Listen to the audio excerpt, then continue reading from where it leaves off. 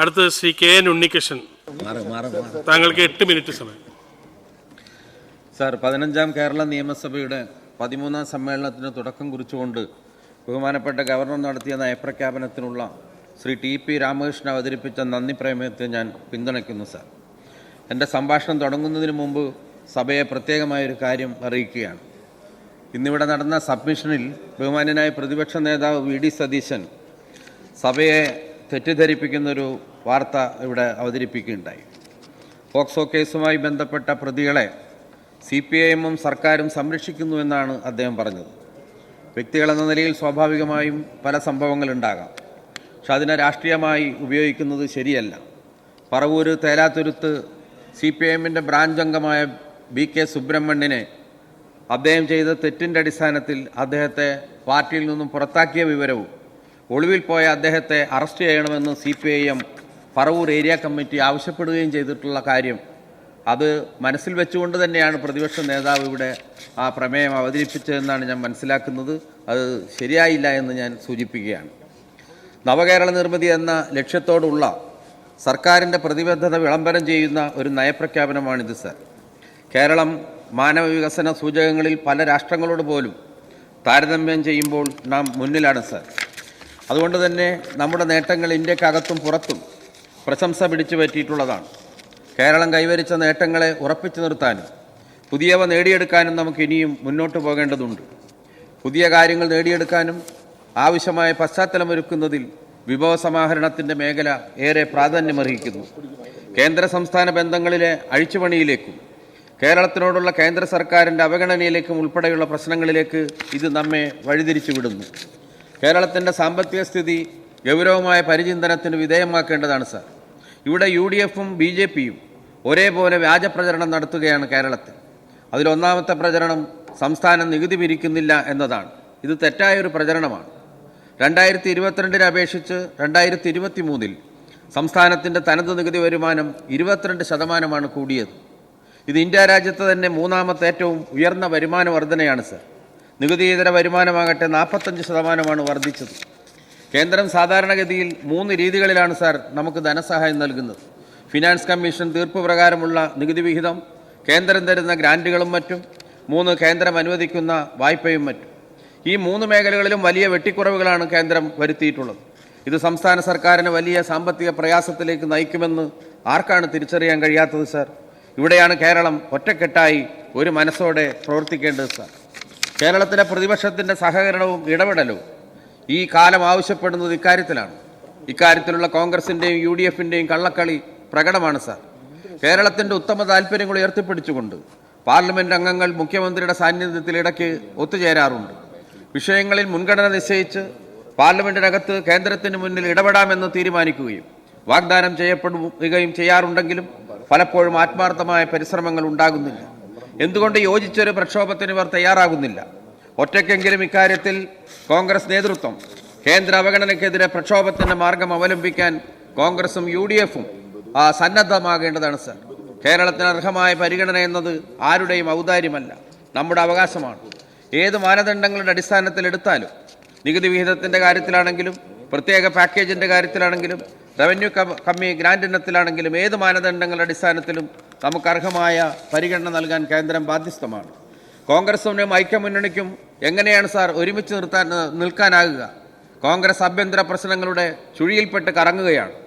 ഇന്നത്തെ പ്രധാന വാർത്ത തന്നെ പത്രങ്ങളിൽ വന്ന് ശ്രദ്ധിച്ചിട്ടുണ്ടാവും. വയനാട് DCC ട്രഷറർ NM വിജയൻ്റെയും മകൻ്റെയും മരണത്തിലേക്ക് നയിച്ചതിൽ ആത്മഹത്യാ പ്രേരണ കേസിൽ KPCC പ്രസിഡന്റ് സുധാകരനെതിരെ നീങ്ങുകയാണ് കാര്യങ്ങൾ, അന്വേഷണം നീങ്ങുകയാണ്. സാർ, വരാനിരിക്കുന്ന 2026 നിയമസഭാ തെരഞ്ഞെടുപ്പ് അധികാരവും മുഖ്യമന്ത്രി കസേരയും എല്ലാം കണ്ടുകൊണ്ടുള്ള ദിവാസ്വപ്നത്തിലാണ് സാർ കോൺഗ്രസിൻ്റെ നേതാക്കന്മാർ. കോൺഗ്രസിനകത്ത് അടിതുടങ്ങിയിരിക്കുന്ന വാർത്തകളാണ് ഇന്ന് പ്രമുഖ പത്രങ്ങൾ റിപ്പോർട്ട് ചെയ്തിട്ടുള്ളത്. പൊതുപ്രശ്നങ്ങളിൽ യോജിച്ച നിലപാടുണ്ട്. സമീപകാലത്ത് ഒട്ടേറെ പ്രശ്നങ്ങളിൽ ഈ പൊരുത്തക്കേടുകൾ നമുക്ക് കാണാം. എൻ്റെ മണ്ഡലത്തിൽ നിന്ന് തന്നെ ഉയർന്നു വന്നതും സാർവദേശീയ പ്രാധാന്യത്തോടുകൂടി മാധ്യമങ്ങൾ അവതരിപ്പിച്ച വളരെ പ്രധാനപ്പെട്ട ഒരു പ്രശ്നമാണ് മുനമ്പം ഭൂപ്രശ്നം. എന്താണ് കോൺഗ്രസിൻ്റെയും ലീഗിൻ്റെയും നിലപാടുകൾ? കോൺഗ്രസിൻ്റെ ശ്രീ വി.ഡി. സതീശൻ സ്വീകരിച്ച നിലപാടിൽ നിന്നും വ്യത്യസ്തമായ നിലപാടാണ് ലീഗ് നേതൃത്വം അവലംബിച്ചത്.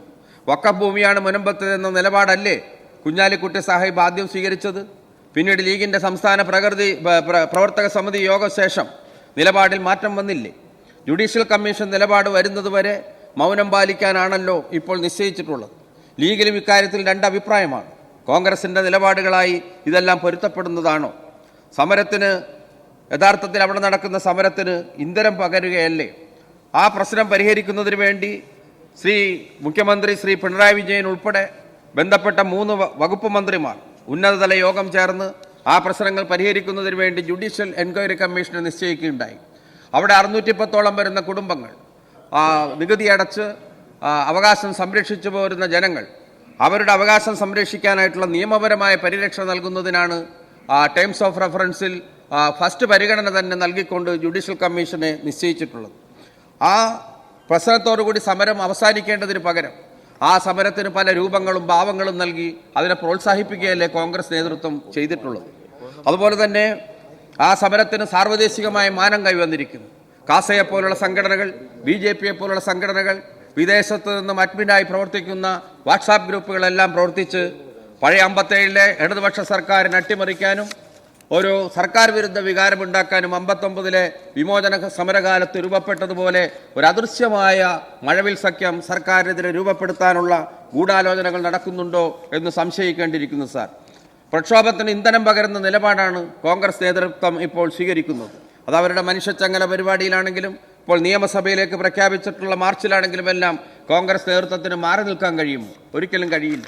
അവിടെ കരമടച്ച് അവർക്ക് അവകാശം സ്ഥാപിക്കുന്ന ഒരു നിലപാട് MLA എന്ന നിലയിൽ എൻ്റെ കൂടി ഇടപെടലിൻ്റെ ഭാഗമായി വന്നപ്പോൾ അതിനെതിരായി അത് വഖഫ് ഭൂമിയാണെന്നും നികുതി അടക്കാനുള്ള അവകാശം നൽകരുതെന്നാവശ്യപ്പെട്ട് KPA മജീദ് അല്ലേ, UDFിൻ്റെ ഭാഗമായിട്ടുള്ള KPA മജീദ് അല്ലേ, ലീഗിൻ്റെ അംഗമല്ലേ ഇവിടെ അതിനെതിരായിട്ടുള്ള സബ്മിഷൻ കൊണ്ടുവന്നത്? അപ്പോൾ ഇരട്ടത്താപ്പ് നയമാണ്. പുറത്ത് 10 മാധ്യമങ്ങളുടെ മുമ്പാകെ 10 മിനിറ്റ് കൊണ്ട് ഈ പ്രശ്നം പരിഹരിക്കുമെന്നുള്ള പ്രചരണമാണ് അവർ നടത്തിക്കൊണ്ടിരിക്കുന്നത്. ഇത്തരത്തിലുള്ള പ്രശ്നങ്ങളിൽ വ്യത്യസ്തമായ അഭിപ്രായങ്ങളാണ് മുന്നണിക്കകത്ത് തന്നെ ഉള്ളതെന്ന് കാണാൻ കഴിയും. അതുപോലെ തന്നെ നമ്മുടെ ഈ നയപ്രഖ്യാപനത്തിൽ വളരെ പ്രധാനപ്പെട്ട ചില മേഖലകൾ, വ്യവസായത്തിൻ്റെയും തുറമുഖത്തിൻ്റെയും ഉന്നത വിദ്യാഭ്യാസത്തിൻ്റെയും അതുപോലെ കാലാവസ്ഥ വ്യതിയാനത്തിൻ്റെ എല്ലാ മേഖലകളിൽ നയപ്രഖ്യാപനം ഉയർത്തിപ്പിടിക്കുന്ന ചില സമീപനങ്ങളുണ്ട്. അതിന് ഞാൻ പിന്തുണയ്ക്കുകയാണ് സാർ. വ്യവസായം, തുറമുഖ വികസനം അതുപോലുള്ള മേഖലകളിൽ നവകേരള നിർമ്മിതി സങ്കല്പങ്ങളോട് ചേർന്ന് നിൽക്കുന്നവയാണ് ആശയങ്ങൾ. ഈ നിർദ്ദേശങ്ങളെല്ലാം സ്വാഗതാർഹമാണ്. തുറമുഖത്തിൻ്റെ കാര്യമെടുത്താൽ സമുദ്രമേഖലയിലെ മികവിൻ്റെ ഹബ്ബാക്കി കേരളത്തെ മാറ്റാനുള്ള സർക്കാരിൻ്റെ കാഴ്ചപ്പാടിനെ അഭിനന്ദിക്കുന്നു. ഈ മേഖലയിലെ വികസനത്തിൻ്റെ പ്രധാന നാഴികക്കല്ലാണ് വിഴിഞ്ഞം തുറമുഖം സാർ. അതുപോലെ സമ്പന്നമായ തുറമുഖ സംസ്കാരം നിലനിൽക്കുന്ന കൊച്ചിയുടെ സ്ഥാനം താഴേക്ക് പോകാൻ ഇടവരരുത്. കൊച്ചി തുറമുഖത്തിൻ്റെയും സ്വകാര്യ മേഖലയിലാണെങ്കിലും DP വേൾഡിൻ്റെയും സാധ്യതകളെ പൂർണ്ണമായും വിനിയോഗിക്കാൻ നമുക്ക് കഴിയണം സാർ. ഒരു മിനിറ്റ് കൂടി. DP വേൾഡും അനുബന്ധ റോഡ് കണക്ടിവിറ്റിയും റെയിൽ കണക്ടിവിറ്റിയും വന്നതിനെ തുടർന്ന് തീരദേശ പരിപാലന നിയമവും തണ്ണീർത്തട നിയമങ്ങളും സൃഷ്ടിച്ച പ്രയാസങ്ങൾ മുളവുകാട് പഞ്ചായത്തിൻ്റെ വികസനത്തെ ആകെ മുരടിപ്പിക്കുകയും സ്തംഭിപ്പിക്കുകയും ചെയ്തിരിക്കുകയാണ് സാർ. ഇതിൻ്റെ ഭാഗമായി ജനങ്ങളും പ്രത്യേകിച്ച് ചെറുകിട ഭൂവുടമകളും വലിയ പ്രയാസത്തിലാണ്. ഒരു അന്തരാള ഘട്ടത്തിലാണ് സാർ ഇവർ. കൊച്ചിയിലെ സുസ്ഥിര നഗര വികസന പദ്ധതിയിൽ ഈ പ്രദേശം ഉൾപ്പെടുത്തിയിട്ടുണ്ടെങ്കിലും എത്രയും വേഗം SPV രൂപീകരിച്ചും COA നിശ്ചയിച്ചും പദ്ധതി എത്രയും വേഗം നടപ്പാക്കാൻ മുൻകൈയെടുക്കണമെന്നുകൂടി ഞാൻ അഭ്യർത്ഥിക്കുകയാണ്. ലോജിസ്റ്റിക് പാർക്കുകൾക്കും മറ്റും ഇവിടെ ഭൂമി വിനിയോഗിക്കാവുന്നതുമാണ് സാർ. ഒറ്റ മിനിറ്റ് കൂടി സാർ. സമുദ്രമേഖലയുടെ സാധ്യതകൾ വിനിയോഗിക്കുന്നതിൻ്റെ ഭാഗമായി മാരിടൈം ബോർഡിൻ്റെ നേതൃത്വത്തിൽ വൈപ്പിൻ മണ്ഡലത്തിൽ എടവനക്കാട് ഒരു ഇൻഡസ്ട്രിയൽ പോർട്ട് സ്ഥാപിക്കാൻ മുൻകൈ എടുക്കണമെന്ന് ഞാൻ പ്രത്യേകമായി അഭ്യർത്ഥിക്കുകയാണ്. അതിനുവേണ്ടിയുള്ള സാധ്യതാ പഠനം ഉടൻ നടത്തണമെന്ന് കൂടി അഭ്യർത്ഥിച്ചുകൊണ്ട് ഈ നന്ദി പ്രമേയത്തെ പിന്തുണച്ചുകൊണ്ട് ഞാൻ അവസാനിപ്പിക്കുന്നു. നന്ദി, നമസ്കാരം.